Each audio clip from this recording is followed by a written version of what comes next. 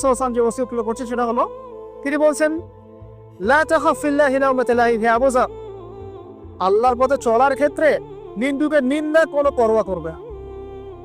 আল্লাহর পথে যখন তুমি চলতে শুরু করবে, কোন চলা, প্রকৃত চলার কথা বলছি, কথিত চলার কথা বলছি না। আমরা কিন্তু ম্যাক্সিমাম কথিত চলি, আর প্রকৃত চলার কথা বলছি।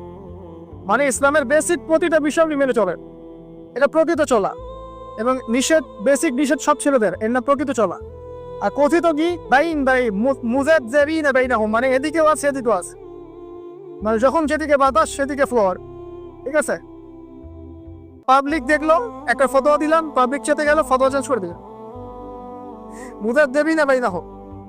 তো প্রকৃত চলা, যখন তুমি প্রকৃত রূপে আল্লাহর পথে চলবে, তখন মানুষ তোমার নিন্দা করবে, সমালোচনা করবেই।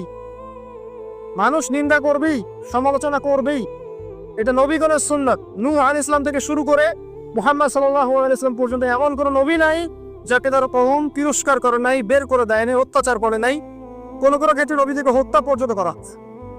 তো নবীগণের যে নিষ্পাপ কোনো মানুষ আছে, তাহলে তাদেরকে এই ভোগান্তি কেন পোহাতে হলো? তারা কি আমাদের চেয়ে অন্য করে ইসলাম ফলো করতেন? তাহলে আমরা এমন করে ইসলাম ফলো করছি যেটা করলে আমাদের সব ঠিক থাকে, চাকরিও যায় না,